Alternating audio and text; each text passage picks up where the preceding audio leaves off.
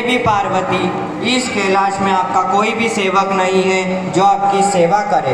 सभी शिवगण तो केवल महादेव की आज्ञा का ही पालन करते हैं। अपने शब्दों को विराम दो। और दासी वहाँ से प्रस्थान कर जाती है। दासी का कथन तो सत्य व्याप्त होता है। हमारा भी तो कोई अपना होना चाहिए जो हमारे अंश से जुड़ा हो। इस विचार के साथ माँ पार्वती जी ने गणेश जी की रचना की और उन्हें जीवन दिया।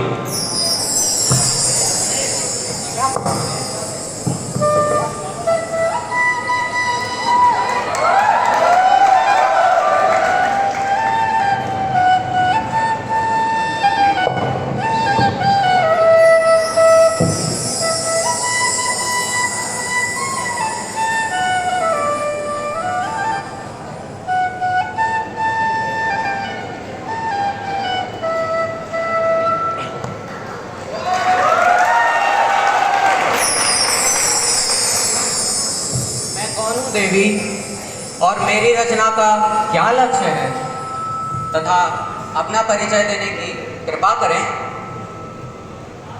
हम राजा हिमाचल और रानी मैना की पुत्री पार्वती हैं और आप हमारे और भगवान शिव जी के पुत्र हैं। आज से इस जग में आपको गणेश नाम से जाना जाए। आपको हमारे द्वार की रक्षा का दायित्व भी निभाना होगा और किसी को भी बिना अनुमति के कक्ष में प्रवेश करने से रोकना होगा। जो आज्ञा मांगे। ये अस्त्र धारण करो पुत्र, ये हमारी शक्तियों से सुसज्जित है। ये तुम्हारी रक्षा करेगी। जो आज्ञा मांगे। माते जरा कुछ पेट पूजा की व्यवस्था हो जाती तो आपकी बड़ी कृपा होती। अवश्य पुत्र, ये लो लड्डू और मोदक ग्रहण करो।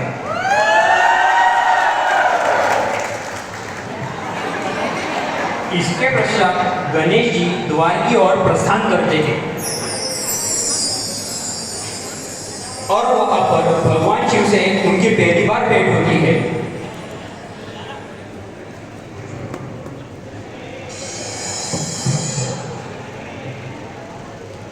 क्षमा करें महानुभाव, आप इस कक्ष में प्रवेश नहीं ले सकते।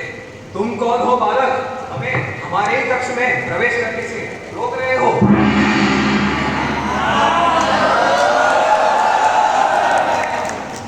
माँ पार्वती का आदेश है कि किसी को भी उनके कक्ष में जाने की अनुमति ना दी जाए।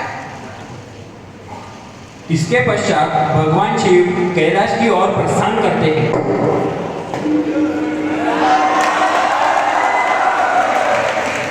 और भगवान विष्णु और ब्रह्मा जी से भेंट करते हैं।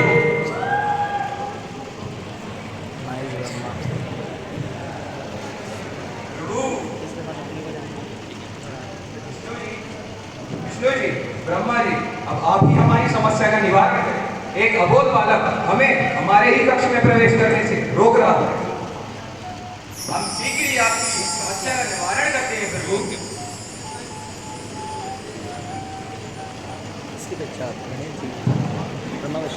विष्णु जी और ब्रह्मा जी ऋषि का रूप धारण करके गणेश जी को समझाने जाते हैं।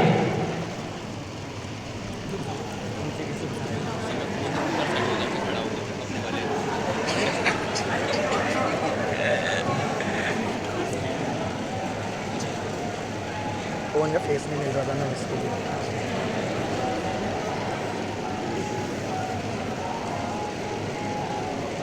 हे बालक, आप शिव परिवार में गृह कलेश क्यों उत्पन्न कर रहे हो? कृपा कर शिव जी को उनके कक्ष में मार दो। आप कौन है ऋषि? ऋषि आप कौन है ऋषि और आपका इससे क्या संबंध? मैं केवल अपनी माता की आज्ञा का पालन कर रहा। आप कृपया यहाँ से प्रस्थान कीजिए, वरना मुझे बल का प्रयोग करना पड़ेगा। शिव जी वहां से प्रस्थान कर जाते हैं और फिर शिव जी से भेंट करते हैं। चल चला जा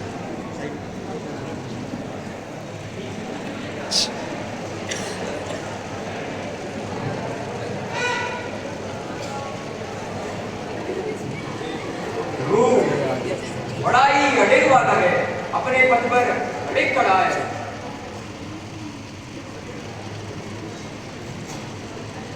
शिव जी शिव गणों को आदेश देते हैं कि उस अबोध बालक को बलपूर्वक हटाओ। शिवगण शिव जी के आदेश का पालन करने पहुंचते हैं।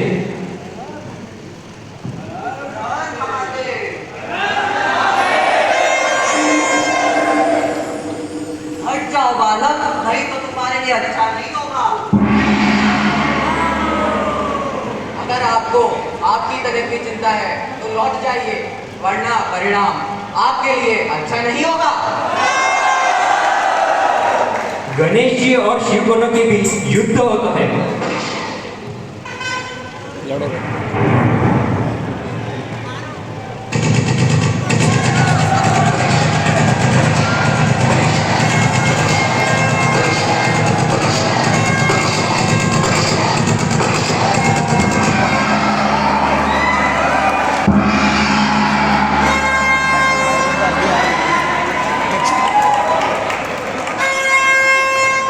इसके पश्चात नंदी घायल अवस्था में शिव जी के पास पहुंचते हैं। सूजी को भी एक बचाओ बचाओ बचाओ, हमारे प्राणों की रक्षा कीजिए प्रभु। वो बालक साधारण नहीं है, वो बहुत शक्तिशाली और मायावी है। शिव जी क्रोध में गणेश जी के पास पहुंचते हैं।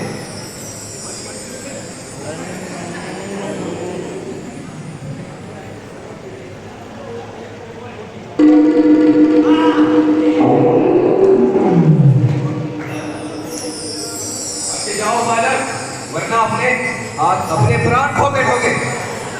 आप हमारा कुछ नहीं बिगाड़ सकते।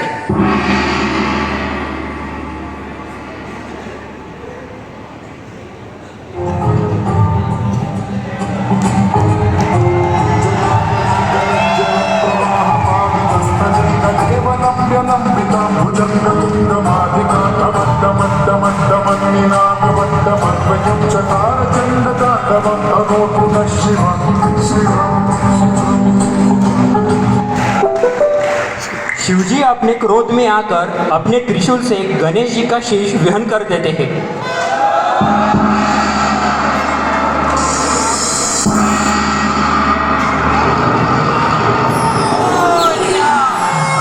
पार्वती जी को गणेश जी के मृत्यु का आभास हो जाता है। पार्वती जी कक्ष से बाहर आती है और विलाप करने लगती है।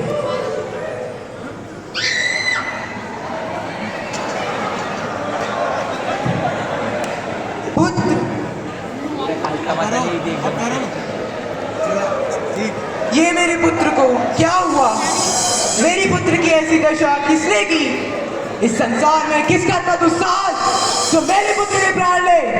मैं संसार का सर्वनाश कर दूंगी। चलेगा।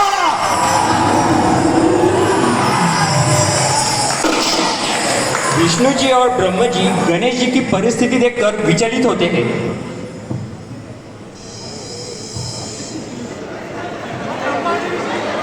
विष्णु जी और ब्रह्मा जी शिव जी के पास पहुंचते हैं।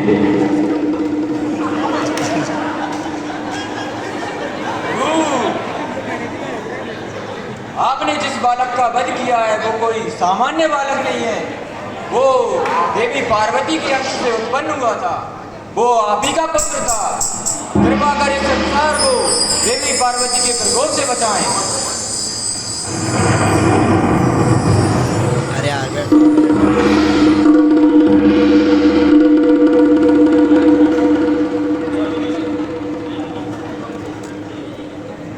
नारायण, आप दक्षिण दिशा की ओर प्रस्थान करें और जिस भी जीव सोता हुआ उसका सर आप ले आए।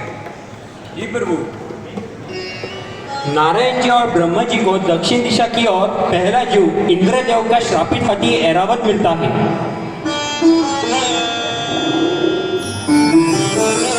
जिसको श्री विष्णु द्वारा कल्याण किया जाता है।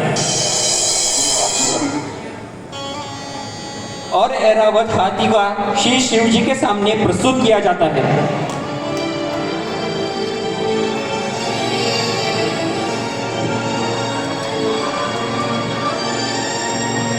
इसके पश्चात शिव जी गणेश जी को पुनर्जीवन प्रदान करते हैं। गणपति बप्पा